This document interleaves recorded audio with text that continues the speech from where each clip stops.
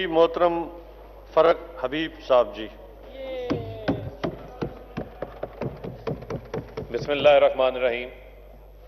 शुक्रिया जनाब स्पीकर कि आपने मुझे बजट के ऊपर इज़हार ख्याल का जो है वो मौका फराहम किया और इस ऐवान के अंदर बजट के मौका के ऊपर जो है वो काफ़ी सैर हैसल जो है वो गुफ्तगू जारी है और आप भी बड़ी मेहनत के साथ जो है वो इजलास को चला रहे हैं और तमाम मेंबरान को जो है वो बात करने का मौका फराहम कर रहे हैं। उस पर हम आपको अप्रिशिएट करते हैं और तमाम जो हमारा असम्बली का जो स्टाफ है उनको भी जो है वो सलाम पेश करते हैं। जहां तक रह गई बात पाकिस्तान के हवाले से, पाकिस्तान की तरक्की के हवाले से, पाकिस्तान की मैशियत के हवाले से, तो यहां पर हमें बड़ी कहानियां सुनाई जाती हैं कि पाकिस्तान के अंदर जो है वो एक बड़ा सुनहरा दौर रहा कि जब हम हुक्मरान में थे, हुकूमत में थे, तो पाकिस्तान के अंदर एक बड़ा सुनहरा दौर था। पाकिस्तान के अंदर जो है वो दूध और शहद की जो है वो नहरें बहाई जा रही थी। तो मैं उसके ऊपर कुछ बताना चाहता हूं कि हमें बार बार ये ताना दिया जाता है, जब हम हुकूमत में आए तो हमें यह कहना शुरू कर दिया गया कि ये आईएमएफ में नहीं जा रहे। हम जब आईएमएफ के पास चले गए तो इन्होंने कहा ये पीटीआई आईएमएफ बन गई है। और जब हम आईएमएफ के साथ आज बेहतर हालात के बाद जब हम उनके साथ निगोशिएट कर रहे हैं, गुफ्तगू कर रहे हैं, बराह रास्त टैक्सेस ना लगाने के हवाले से, बिजली की कीमतों को ना बढ़ाने के हवाले से, तो यहां से इनके इंटेलेक्चुअल डिसऑनेस्ट उठते हैं। वो कहते हैं जी आईएमएफ का प्रोग्राम सस्पेंड हो गया है। वो पहले आप फैसला कर लें कि आईएमएफ अच्छी चीज है या आईएमएफ बुरी चीज है, आप लोगों ने करना क्या है। ये मेरे पास लिस्ट पड़ी है स्पीकर साहब। अगर मैं ये बयान करूं तो 8 बार पीपल्स पार्टी जो है वो 72 से 73 से लेकर 8 बार पीपल्स पार्टी जो है वो आईएमएफ के पास गई है। पीएमएलएन 90 की दिहाई से लेकर 2013 से ऑनवर्ड आईएमएफ के पास गई है। 3 बार पीएमएलएन आईएमएफ के पास गई है। तो अगर आईएमएफ के पास जाने की जरूरत नहीं थी और इतना ही सुनहरा दौर था, इतने अच्छे हालात थे, तो पीपल्स पार्टी को 8 बार आईएमएफ जाने की क्या जरूरत पड़ी। पीपल्स नून लीग को 3 बार आईएमएफ के पास जाने की क्या जरूरत पड़ी। आप आईएमएफ के पास ना जाते। वो जो 90 की दिहाई जो एक सुनहरी दौर की कहानी हमें सुनाई जाती है, वो सुनहरी दौर जो है वो पाकिस्तान के लिए सुनहरी दौर नहीं था। वो सुनहरी दौर जो था वो शरीफ खानदान के लिए सुनहरी दौर था। एक एवन फील्ड में महलात बना रहा था और एक पीपल्स पार्टी जो है वो सरे महल में महलात बना रही थी। ये इनके लिए सुनहरी दौर था। पाकिस्तान के लिए तो कोई सुनहरी दौर नहीं था। ये 88 से लेकर मेरे पास 99 का 10 से 11 साल का फिस्कल जो डेफिसिट है उसका रिकॉर्ड है। ये ऑन एवरेज 7 से 8% बनता है। उस दौर में ना हमारे ऊपर, मुल्क के ऊपर इतने कर्जे थे, ना उस दौर के अंदर जो है वो हमारे ऊपर, उस मुल्क दौर के अंदर कोई बड़ी बड़ी सूद की कीमतें अदा करनी थी। लेकिन इनकी अयाशियों और इनके लल्ले तलल्लों का जो खर्चा है वो पाकिस्तान का आम आदमी अदा कर रहा था, क्योंकि उस वक्त ये डोमेस्टिक सेविंग्स के ऊपर 12 से 18% के ऊपर जो है वो कर्जा ले रहे थे, सूद पे कर रहे थे। और आज वही वजह है कि पाकिस्तान को जो हमारा फिजिकल डेफिसिट है उसमें इस साल हमें 3000 अरब रुपया जो है वो सूद की मद के अंदर जो है वो अदा करना है। स्पीकर साहब, ये इन्होंने उस वक्त महंगे सूद के ऊपर लोन्स ना लिए होते, जो महंगे लोन्स ले रहे थे उसको किस तरीके से लूटा जा रहा था, क्योंकि मनी लॉन्ड्रिंग हो रही थी और महंगे सूद के जरिए, महंगे कर्जों के जरिए इनकी करप्शन को फाइनेंस किया जा रहा था, पाकिस्तान किकबैक्स को फाइनेंस किया जा रहा था। पाकिस्तान के अंदर जो है वो कोई बेहतरी उसके अंदर से नहीं आ रही थी। और इसी तरीके से अगर आज मैं चलूं इस बात को लेके, तो हमें ये बार बार जो कहते हैं, आज अगर आईएमएफ की बात करें हम, तो हमारे पास आईएमएफ ने टारगेट रखा था जीडीपी ग्रोथ का 1.5%। हम 1.5% से आज हम अल्हम्दुलिल्लाह 4% के ऊपर जाएंगे इंशाल्लाह। हमें टैक्स कलेक्शन का जो टारगेट मिला वो मिला 4690 का, इंशाल्लाह हम 4700 से ऊपर जाएंगे और टैक्स के हवाले से भी, टैक्स कलेक्शन के हवाले से भी इनको हम सरप्राइज करेंगे। इसी तरीके से करंट अकाउंट हमें आईएमएफ की प्रोजेक्शन थी कि $7.5 अरब होगा, यहां पर जो करंट अकाउंट है वो $800 मिलियन से सरप्लस है। तो आईएमएफ के तो तमाम जो बड़े मेन टारगेट्स हैं, फॉरेन रिजर्व्स का जो टारगेट था उसको भी हमने अचीव किया, तो उन तमाम टारगेट्स को तो हम अचीव कर बैठे हैं। आज अगर हम उनके साथ निगोशिएट करना चाहते हैं, इनकी तरह नहीं है कि हाथ बांधकर सर झुकाकर जो बात आती थी, जो पर्ची आती थी वो मान ली जाती थी, क्योंकि इसहाक डार साहब जो है वो मुल्क को चला रहे थे ना, बड़े को समझदार, बड़े अहल किस्म के थे। भी मैं उनकी दास्तान भी आपको बताता हूं कि इस मुल्क के साथ वो क्या करके गए हैं।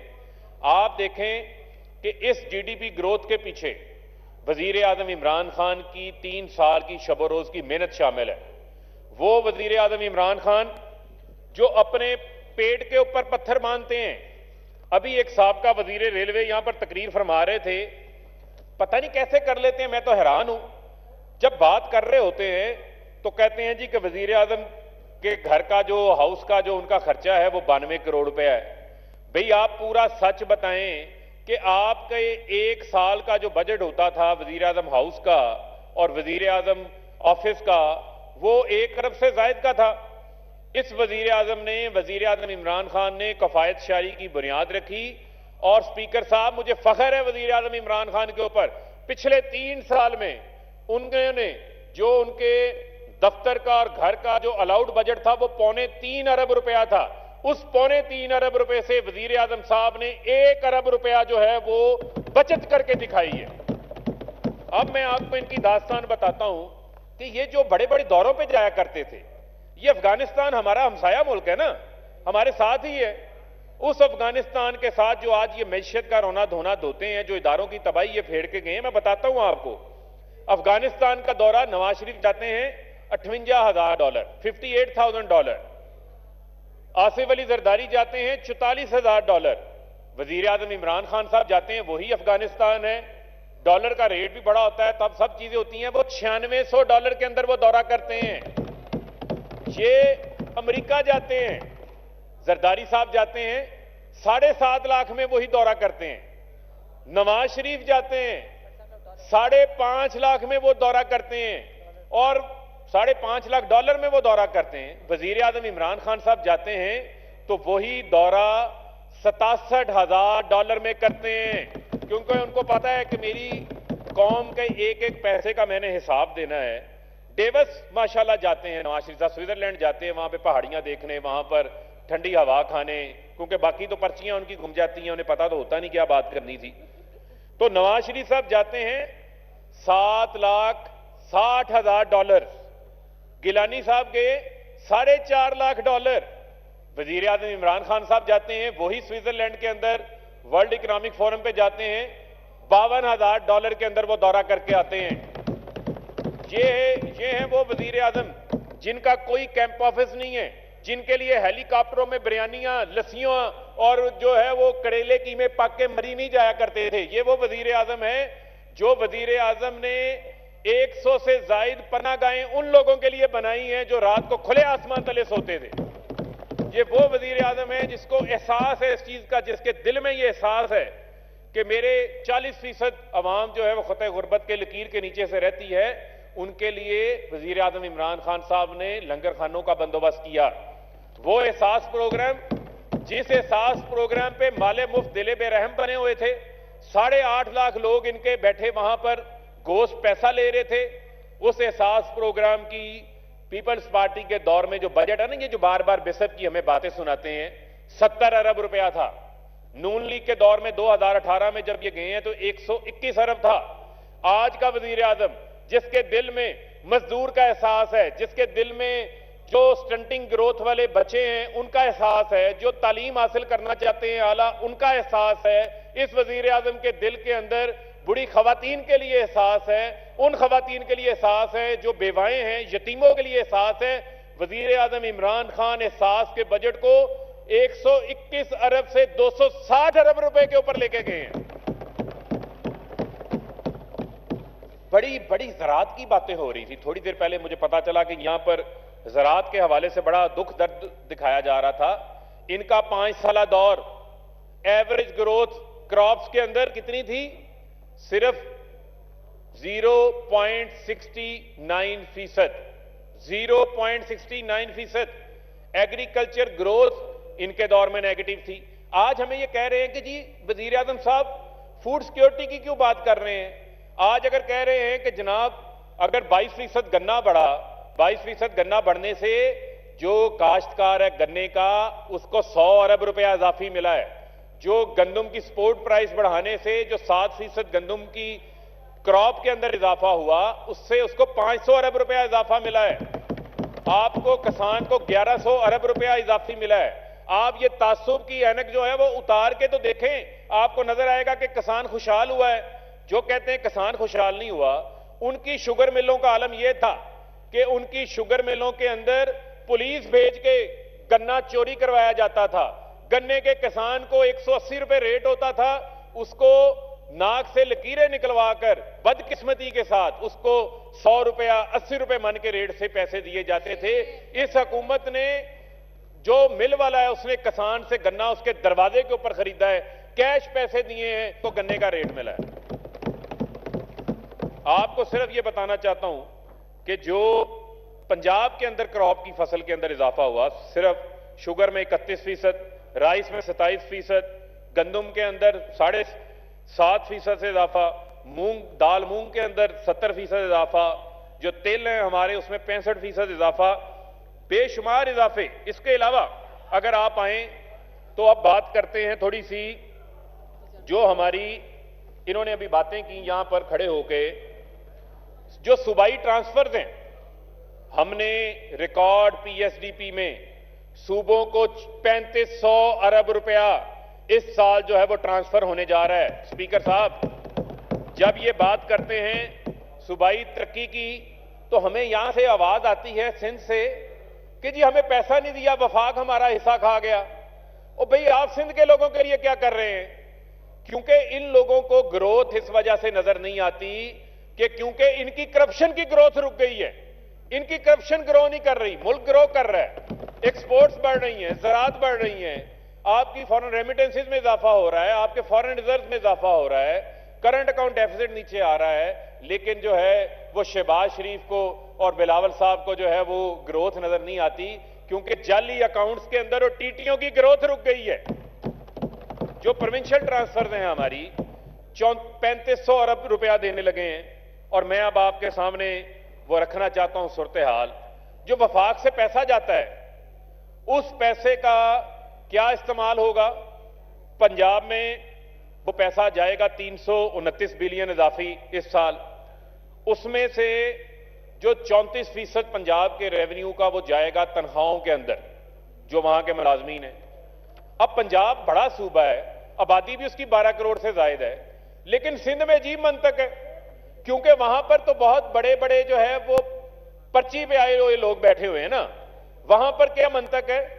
वहां से 128 अरब रुपया सिंध को इजाफी जाएगा, 55% नॉन डेवलपमेंट एक्सपेंडिचर पे जाएगा, तनख्वाहों पे जाएगा। यानी कि ये उसका एक बहुत बड़ा हिस्सा जो तनख्वाहों के ऊपर खर्च करेंगे, तो लोगों के ऊपर खर्च करने के ऊपर क्या बचेगा? अभी बड़ी बात होती है कि जी उस्मान बुज़दार ने क्या किया, जी उस्मान बुज़दार ने क्या किया।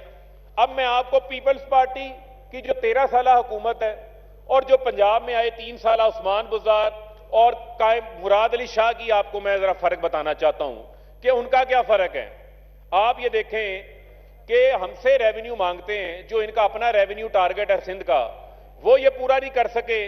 इनका रेवेन्यू टारगेट था 313 अरब रुपया इन्होंने जमा करना था। कितना जमा कर सके? 243 अरब रुपया। कितना? 243 अरब रुपया। ये जो मुराद अली शाह की बड़ी तारीफें होती हैं, यहां से बैठ के बड़ी बड़ी बातें होती हैं। पंजाब ने का टारगेट था 317 अरब रुपया। पंजाब ने अपना सिर्फ अपना टारगेट अचीव किया, बल्कि टारगेट से ज्यादा रेवेन्यू इकट्ठा किया, 358 अरब रुपया। ये मुझे बताएं कि कहां गया, ये कहते हैं कोविड है, कोविड है। तो कोविड तो पंजाब में भी है, कोविड तो मरकज में भी है। मरकज में हमने रिकॉर्ड तारीखी टैक्स रिफंड्स जो इंशाल्लाह 216 अरब रुपए से जायद के हैं वो हमने वापस किए हैं।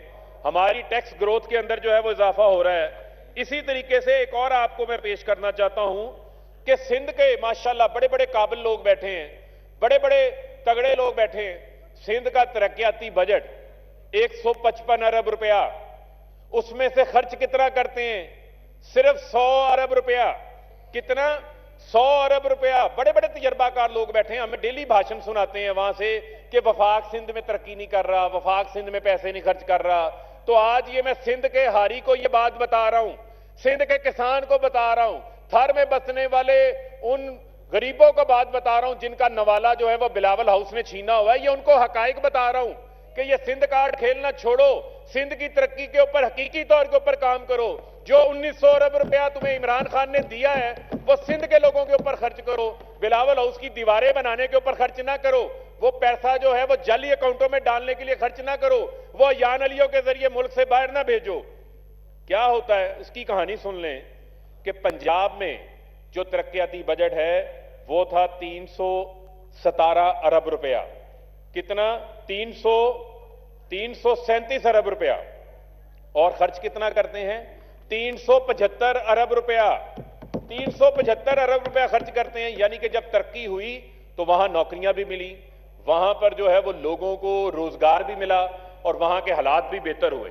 अब मैं जरा आना चाहता हूं कि यहां पर अभी एक साहब वजीर आजम साहब की बड़ी तकलीफ करके गए। जी मैं आप कर लेता हूं। ऑपोजिशन को काफी आपने टाइम दिया, हमें भी थोड़ा टाइम दे दें। मैं जरा थोड़ी रोशनी डालना चाहता हूं।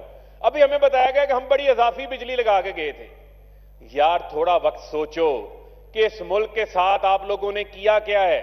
इस मुल्क को बिजली नहीं चाहिए, इस मुल्क को सस्ती बिजली चाहिए। आप जो बिजली लगा के गए हैं वो आप महंगे बिजली घर लगा के गए। किस तरह लगा के गए कि आप लोगों ने 45% इंपोर्टेड फ्यूल के ऊपर जो है वो बिजली घर लगा के गए। आज वो डैम्स, मोमन डैम जिसने बनना था 1963 के अंदर, 1963 के बाद 50 साल बाद उस मोमन डैम को कौन बना रहा है? वजीर आजम इमरान खान बना रहा है। आज दिया मीर भाषा डैम जो 4500 मेगावाट बिजली देगा उसको कौन बना रहा है? वजीर आजम इमरान खान बना रहा है। आज दासू डैम जिससे 4300 मेगावाट बिजली आएगी उसको कौन बना रहा है? वजीर आजम इमरान खान बना रहा है। और यही वजह है कि ये अभी मजाक उड़ा रहे थे माहौलियात के हवाले से, बड़ा मजाक उड़ाया जी। एक वजीर साहबा कहती हैं जी मौसम अच्छा हो गया जी तो बारिश आ जाती है, इस किस्म के मजाक उड़ा रहे थे। क्योंकि वो कहते हैं ना कि जो एवरेज माइंड्स होते हैं वो हमेशा लोगों को डिस्कस करते हैं, जो ग्रेट माइंड्स होते हैं इमरान खान की तरह वो आइडियाज को और विजन को आगे डिस्कस करते हैं। फर्क है ना विजन का। आज दुनिया ग्रीन डिप्लोमेसी के ऊपर वजीर आजम इमरान खान को एक्नॉलेज कर रही है। इन्होंने कितना खर्च कर रहे थे? आज पूरी दुनिया की कोई कॉन्फ्रेंस हो, वर्ल्ड इकोनॉमिक फोरम हो, यूएन का इजलास हो, उसका एजेंडा थीम लाइन जो है वो क्लाइमेट चेंज होता है। इस बजट के अंदर क्लाइमेट चेंज पीएमएलएन 2018 में 80 करोड़ खर्च कर रही थी, हम 14.5 अरब रुपया खर्च करने जा रहे हैं क्योंकि दुनिया के साथ हमने चलना है। इसी तरह जो बात हो रही थी इनके लगाए गए आईपीपीज, 50 आईपीपीज के साथ हमने मायदे रीनिगोशिएट किए। 770 अरब रुपया हमने कौम का बचाया है 50 आईपीपीज के साथ मायदा करके। और ये जो स्पीकर साहब 500 की स्पीड में एक गाड़ी को चलाकर और उसकी ब्रेकें फेल करके इसहाक डार खुद छलांग मार के मुल्क से बाहर भाग गए। और ये जो कैपेसिटी पेमेंट्स बढ़ती जा रही हैं, ये जो 1500 अरब रुपए पे जानी है, इस गाड़ी को रोकने की ब्रेक फेल गाड़ी 500 की स्पीड पे खाई में गिर रही है, उसको खाई में गिरने से इमरान खान बचा रहा है। यही हमारे मुल्क का हाल था। मुल्क की मैशियत बैंक डिफॉल्ट पे खड़ी थी और ये इनका तुरा इम्तियाज है। पीएमएलएन 1999 में आई तो पाकिस्तान को बैंक डिफॉल्ट के ऊपर लेके चले गई।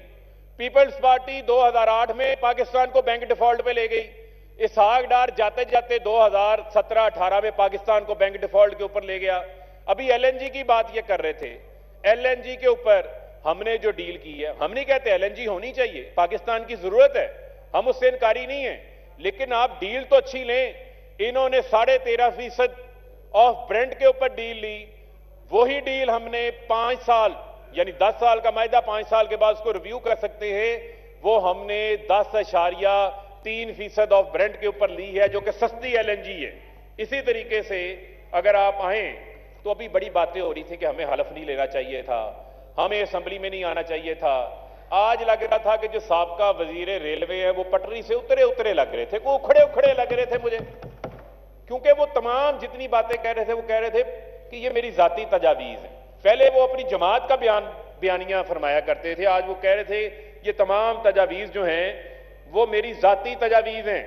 उन्होंने कहा जी कि हमारे पेट्रोलियम लेवी सबसे हमने कम की, हमने आगे नहीं बढ़ाया। इसी तरीके से रेमिटेंसेस के हवाले से बात कर रहे थे, तो कभी तो सच बोला करो। आज रेमिटेंसेस ओवरसीज पाकिस्तानी इस वजह से भेज रहे हैं पाकिस्तान के अंदर क्योंकि उन्हें पता है कि उनका भेजा हुआ डॉलर वहां का वजीर आजम बैठकर टीटियों के जरिए, कैश बॉयज के जरिए मनी लॉन्ड्रिंग करके महलात पे नहीं लगा रहा, बल्कि जो डॉलर वो भेजेंगे वो पाकिस्तान की तरक्की के ऊपर लगेंगे। इस वजह से 27 अरब डॉलर पाकिस्तान के अंदर आया। सच बोलने की जो है वो जुर्रत करें। फिर कहते हैं जी, हमें कहते हैं दाना फेंक के चले जाते हैं, एहतसाब, जिसने गाजरें खाई हैं पेट उसी का दर्द करना है। ये वजीर आजम इमरान खान जिसका कोई कैंप ऑफिस नहीं है, वो वजीर आजम बनने से पहले सुप्रीम कोर्ट के अंदर आपके ही एक अब्बासी साहब केस लेकर गए थे, तो वजीर आजम इमरान खान साहब ने 40 साल कमाई का हिसाब दिया था, 60 डॉक्यूमेंट जमा करवाए थे और उन डॉक्यूमेंट्स के अंदर एक भी कतरी खत नहीं था, एक भी जाली ट्रस्ट डीड शामिल नहीं थी। Wind up please. उधर से सादिक और अमीन जो है वो साबित हुए थे। इसी तरीके से हमें ये कहते हैं कि सिंध के हवाले से 14 अरब रुपए स्पीकर साहब वहां पर जो है वो चूहे खा जाते हैं, समझ नहीं आती हमें। और आज वो फैसलाबाद, जिस फैसलाबाद को पीएमएलएन टेक्सटाइल का कब्रिस्तान बना के गई थी, उस फैसलाबाद के अंदर जहां पावर लूम्स बंद थी, आज वहां पर टेक्सटाइल्स की रौनकें वापस लौट आई। टेक्सटाइल जो है वो हमारी एक्सपोर्ट्स ऊपर जा रही हैं। वहां पर जो है वो यही वजीर आजम Imran Khan Allama Iqbal special economic zone बना रहे हैं। कराची के अंदर लांडी में 40 करोड़ रुपए का जो है वो इंडस्ट्रियल एकड़ मिलता है, साथ में तोहफे में 6-6 फुट के खड्डे मिलते हैं, सीवरेज का पानी मिलता है। आज वही इमरान खान फैसलाबाद के अंदर इंडस्ट्रियल प्लॉट जो आपने कई सालों के अंदर एक साथ वापस करनी है, बिजली, गैस, सड़कों के इंफ्रास्ट्रक्चर के साथ, पूरे एसईजी के टैक्स बेनिफिट्स के साथ सनतकार को जो है वो 1 करोड़ रुपए में दे रहा है। तो लोग यही वजह है कि वहां आके इन्वेस्टमेंट कर रहे हैं, रशाकई के अंदर आके इन्वेस्टमेंट कर रहे हैं, क्योंकि हमारा विजन है कि हमने पाकिस्तान के अंदर सनतों को आगे बढ़ाना है, आईटी को आगे बढ़ाना है।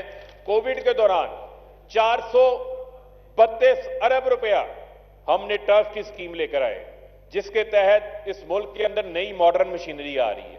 40% टेक्सटाइल के ऊपर जो है वो पैसा खर्च हुआ। उसी कोविड के दौरान हम जो है वो लोन डेफरमेंट जो हमने लोगों की वो 657 अरब रुपए की और जो 13% से इंटरेस्ट रेट को 7% के ऊपर लेकर आए, उससे पाकिस्तान के लोगों को 470 अरब रुपए का फायदा हुआ। 244 अरब रुपए के लोन जो है वो रीशेड्यूल किए गए। जो पे रोल था कि लोगों को बेरोजगार ना होने दें, ये तो कहते थे कि इमरान खान लॉकडाउन लगा दो, कोई बंदा भी कोविड से मर गया तो एफआईआर आपके ऊपर दर्ज होगी। लेकिन वही इमरान खान साहब उस वक्त कहते थे कि हमने लॉकडाउन नहीं लगाना, हमने अपनी सनत को बंद नहीं करना, हमने अपने कंस्ट्रक्शन के सेक्टर को चलाना है। अगर उस वक्त हम इनकी बात मान लेते तो उसका मतलब यह था कि आप पाकिस्तान के खजाने को ताला लगा देते, बंद कर देते, मुल्क को बैंक डिफॉल्ट कर देते। आप देखें कि दुनिया की मैशतों का क्या हाल हुआ। भारत -7 के ऊपर है, बरतानिया जो है वो -9 के ऊपर है, लेकिन पाकिस्तान 4% से ज्यादा ग्रो इस वजह से कर रहा है कि ये इमरान खान का विजन था, जिन्होंने इंडस्ट्री को चलाया, बिजली का 50 अरब रुपए का उनको पैकेज दिया, 200 अरब रुपए का कैश स्टिमुलस दिया लोगों को खुशहाली को बहाल रखा। और यहां कह रहे थे कि लोगों की आमदन में इजाफा नहीं हुआ, तो पर कैपिटा इनकम 1,86,000 से 2,46,000 के ऊपर चले गई है। और मैं इनको सिर्फ ये कहना चाहता हूं, वाइंड अप प्लीज जी। मैं स्पीकर साहब इनको ये कहना चाहता हूं कि ये अंधों में काने राजे, ये अली बाबा 40 चोर की कहानियां जो हमें सुनाते रहे, इनसे ये तो पूछे कि इस मुल्क का जो बेड़ा गर्क इन्होंने किया है, जो जगह जगह माइंस ये लगा के गए हैं, उनको कौन ठीक कर रहा है? वो एक ही शख्स है जिसका जीना मरना पैसा सब कुछ पाकिस्तान के साथ है और वो है इमरान खान है। फरक हबीब साहब वाइंड अप। बड़ी लंबी लिस्ट मैंने है। शुरू किया है अभी तो मैंने शुरू किया है, अभी तो कहानी बड़ी लंबी है। फरक हबीब साहब आप मेरे लिए आपने बड़ी लंबी बात करने का मौका फराहम किया, थोड़ा हमें भी मौका दे दें। फरक हबीब साहब चले मैं अंबानी आपके पास 2 मिनट है जी, 2 मिनट में वाइंड अप करें क्योंकि मेरे बड़ी लंबी लिस्ट है और बिल्कुल रात 12 बजे तक बहुत सारे अरकान हैं जो पिछले 3 दिनों से बैठे हैं। बिल्कुल वाइंड अप करते 2 मिनट में जी, बिल्कुल वाइंड अप करते हैं। देखें, जो अब हमारा मॉडल है, हमने इनका मॉडल था क्रेडिट कार्ड ग्रोथ, मांगे तांगे की ग्रोथ, कि ये बेचारा कैमरामैन खड़ा है, इसको कोई कर्जा दे दे, ये पैंट सूट पहन के आए और सीना चौड़ा करके कहे कि मैं बड़ा अमीर हो गया हूं, मैंने बड़ी तरक्की कर ली है, घर भी नया ले लिया है, गाड़ी भी ले ली है, पूरा घर जो है वो सेंट्रल एयर कंडीशन करवा लिया है।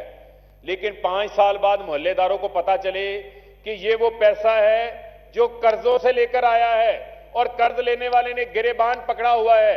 यही हाल जो है वो इसहाक डार इस मुल्क का करके यहां से फरार हुए हैं और हमें ये ताने दे रहे हैं। इनकी क्रेडिट कार्ड ग्रोथ थी, मांगे तांगे की ग्रोथ थी, और यहां पर जो ग्रोथ है वो एक्सपोर्ट बेस्ड ग्रोथ है, पैदावार बेस्ड ग्रोथ है, जो इंडस्ट्रियल ग्रोथ है, जो एग्रीकल्चर ग्रोथ है। और इस ग्रोथ को लॉन्ग टर्म ग्रोथ हम लेके जाना चाह रहे हैं और हम ये चाहते हैं कि पाकिस्तान को आइंदा आने वाले सालों में हम इंशाल्लाह कर्जों की दलदल से भी निकालेंगे और पाकिस्तान को अपने पांव के ऊपर खड़ा करेंगे। और अभी मैं टीवी पे भी देख रहा था कि एक साबका वजीर आजम साहब की जो साहबजादी हैं वो फरमा रही थी स्कूप बॉन्ड से, साबका वजीर रेलवे जिन्होंने बताया कि वो भी स्कूप बॉन्ड्स के हवाले से बात कर रहे थे। तो ये मुझे बताएं, कहते हैं कैसे असासे जो है वो गिरवी रखवा दिए। तो मैं इनसे ये पूछता हूं कि आप लोग कैसे कर लेते हैं, किस तरह लोगों को गुमराह कर लेते हैं, को पूरा सच तो बताना शुरू करें। यही इसहाक डार साहब इसी मोटरवे M2 को गिरवी रखवा के गए थे। 2014 में 2017 में 4 बार स्कूप बॉन्ड जारी किए उन्होंने, तो इंटरनेशनल जारी किए। जिन्ना इंटरनेशनल एयरपोर्ट स्कूप बॉन्ड्स के जरिए अटैच करके गए थे, हमने डोमेस्टिक स्कूप बॉन्ड्स इशू किए हैं। पूरा सच बताएं, ये कोई असासा गिरवी नहीं है, ये रेंटल एग्रीमेंट है और ये रिबा फ्री लोन्स की तरफ, रिबा फ्री इन्वेस्टमेंट की तरफ, रिबा फ्री सरमाए की तरफ हम जा रहे हैं। हमारे आइन के अंदर लिखा हुआ है और हम हमारे जो इस्लामिक बैंक्स हैं उनके लिए हम पोर्टफोलियो क्रिएट कर रहे हैं कि अगर हम कोई मोटरवे के साथ बनाएंगे तो वो गिरवी नहीं है, वो आप एक कंपनी बनाते हैं, कंपनी बनाकर उस असासे को पाकिस्तान वापस लीज बैक कर लेता है। फाइनेंस मिनिस्ट्री उस कंपनी को जो है वो देखती है और उस कंपनी के तहत आप जो पैसा सरमायादारों से लेते हैं उसके बदले आप उनको मुनाफा फराहम करते हैं, प्रॉफिट फराहम करते हैं। तो इसका मतलब हरगिज ये नहीं है कि हमने कोई असासा जो है वो गिरवी रखवा दिया है। आप लोग तो वो काम करके गए थे जिसकी वजह से जो है वो हमारा रोजवेल्ट होटल जो है वो अटैच हो गया था। आप तो वो काम करके गए जिसकी वजह से कारके जैसे हमें स्कैंडल्स का जो है वो सामना करना पड़ा। हमने वो कोई काम नहीं किया और इमरान खान का अपनी कौम से वादा है नहीं करेगा। अगर इमरान खान जो है वो एब्सोल्युटली नॉट कर सकता है जो ये कौम से वादा किया हुआ पूरा कर रहा है कि ना मैं झुकूंगा सिवाय अल्लाह के, ना अपनी कौम को झुकने दूंगा, वो इस मुल्क को भी इंशाल्लाह तमाम जो है वो भंवर से निकालेगा। और आखिर में मैं इनको कहूंगा थोड़ा सच बोलना सीखें, थोड़ा दिल बड़ा करें, अपनी गलतियों को भी मान लें, क्योंकि इनके लिए तो यही कहा जा सकता है ना कि तुमको सब खबर है लुटेरों के ठिकानों की, शरीके जुर्म ना होते तो बगावत करते। बहुत शुक्रिया। पाकिस्तान जिंदाबाद।